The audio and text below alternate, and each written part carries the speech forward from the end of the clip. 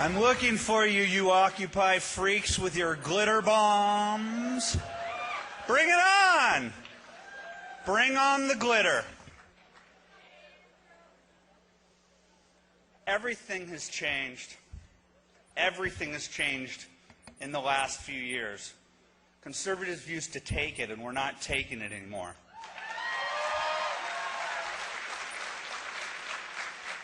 Just today, as I was planning one of my stupid, silly, funny tricks, I didn't have to because I got word when I was doing a radio show today that 200 of us went out to the Occupy people to stand toe-to-toe with them to say we are here and we're proud to be conservative and we're not going to take your... I didn't say it. I'm on TV right now. I'm a respectful conservative and my mom is watching. It's over. It's over. Right now, my Twitter feed is already calling me a big fat homosexual. Hello, children at home. No, your dad's not gay. That's how the left rolls. Everybody asks me, why do you retweet? Hey, why do you do that? I can't tell you how many people I admire. And in fact, there's almost no one in the world who I respect more than Hugh Hewitt. And he took me aside the other day and he said, I don't think you should be doing that, Andrew. I don't think you should be doing that. Well, Professor Hewitt, on this issue, I disagree. Because they've held over our heads with contempt the false narrative of their innate tolerance. The least tolerant people you will ever meet in your entire lives. I know it. I live it every single day. And I retweet it to remind them that I know exactly who they are. This next race, over the next year, everybody asked me, by the way, to come here to speak about tolerance and unity.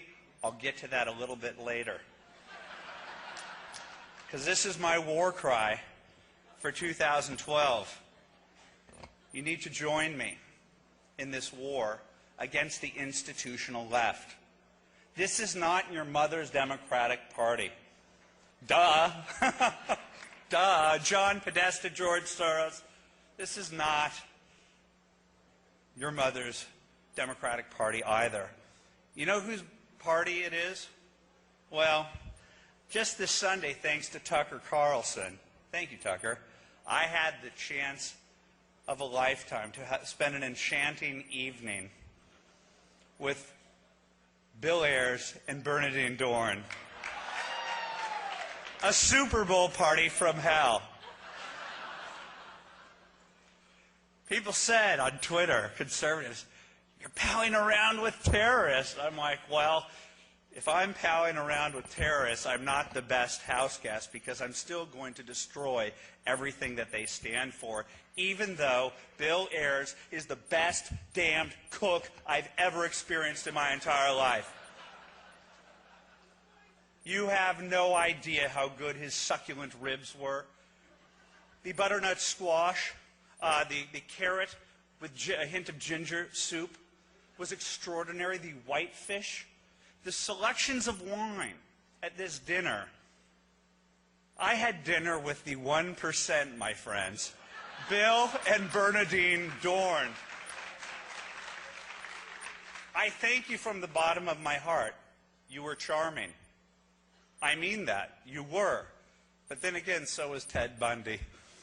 So it doesn't really mean that much in the whole scheme of things.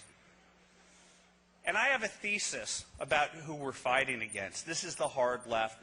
I thought when I graduated from college in 1991, I thought that that ponytail that I left in my humanities class, that silver ponytail, was just going to retire in the shady acres of academia and go on.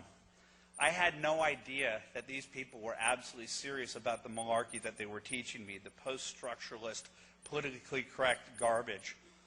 Unfortunately, in the year 2004, the radical left basically did a coup d'etat of the Democratic Party and basically kicked a person that 4 years before was called the standard bearer of decency in the Democratic Party, and that was Joe Lieberman. That was over. That was the end of the Democratic Party, and after the 2010 election cycle, the DLC went under. It's over. There's no such thing as a moderate Democrat. And so what do we get now in Barack Obama?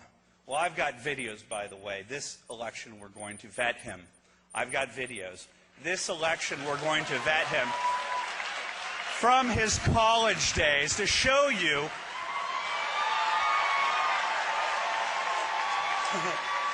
why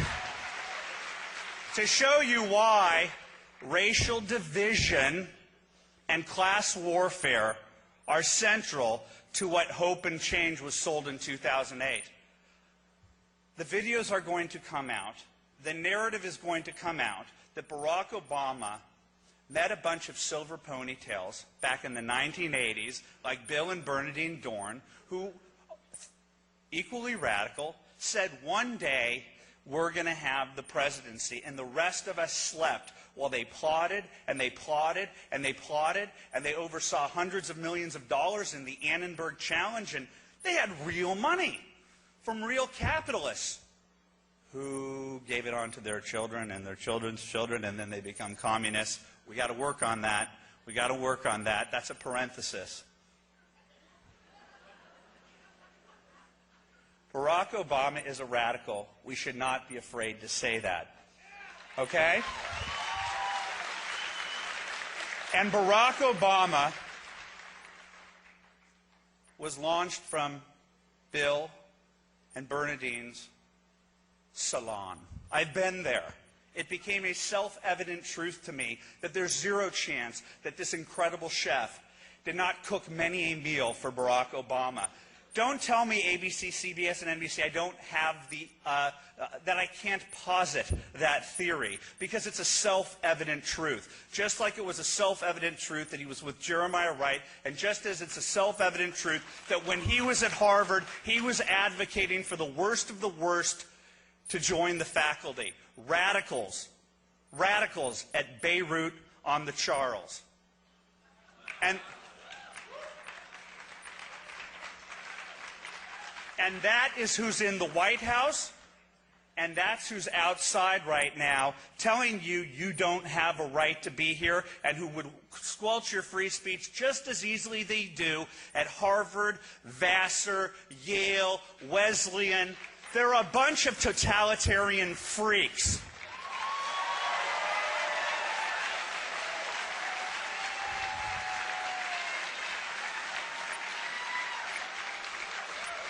And they pal around with our friends in the mainstream media.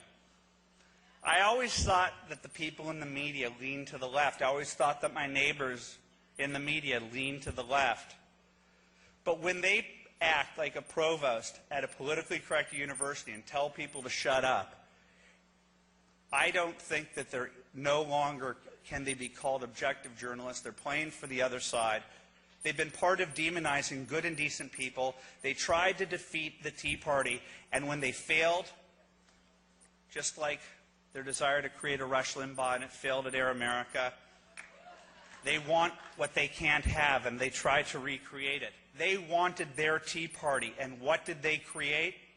They created the Occupy movement. What is the Occupy movement, you ask? It's a natural, organic group of people. You've never seen these people before in your life. Wait a sec. These exact people protested against you at the GOP Welcoming Committee in 2008, and two of them were arrested for planting Molotov for trying to use Molotov cocktails against the police.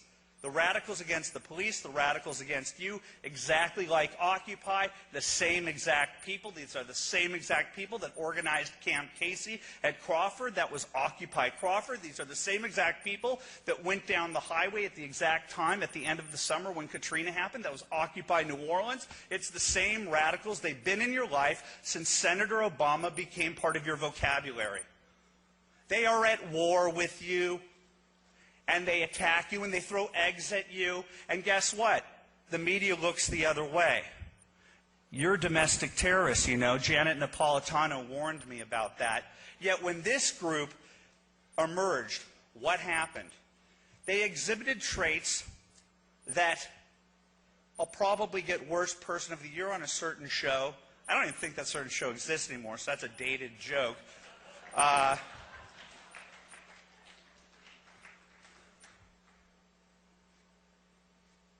These people,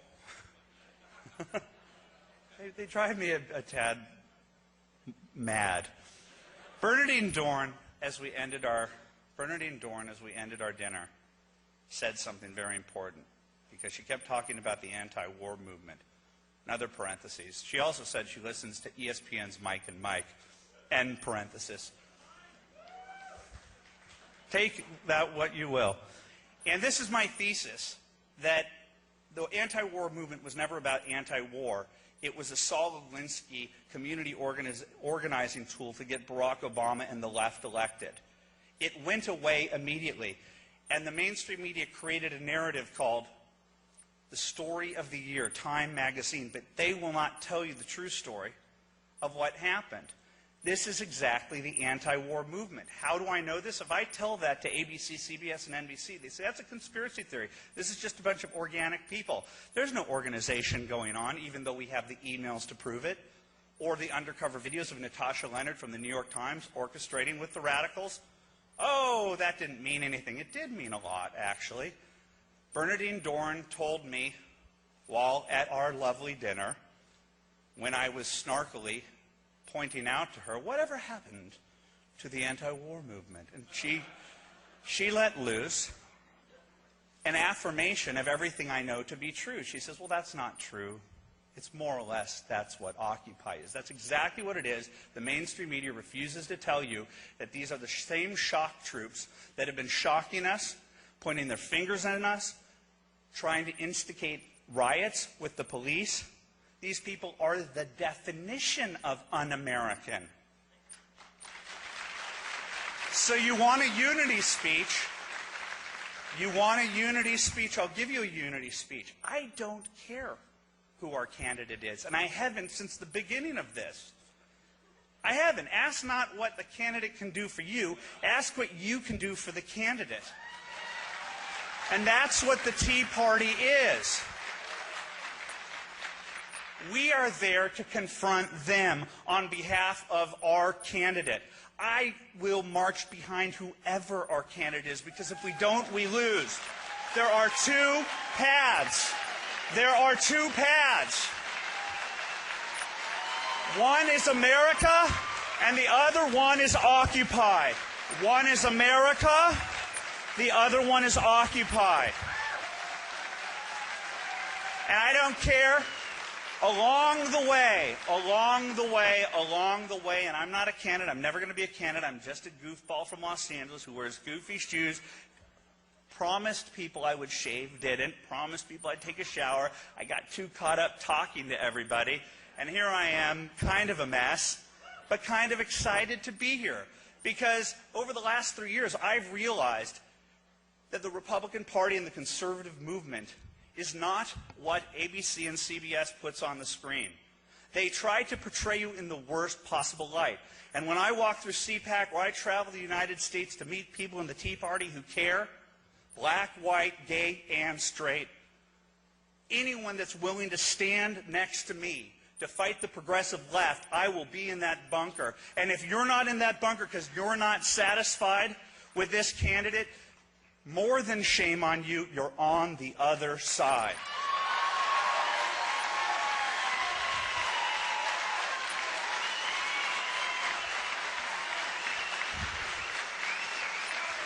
Thank you. Thank you.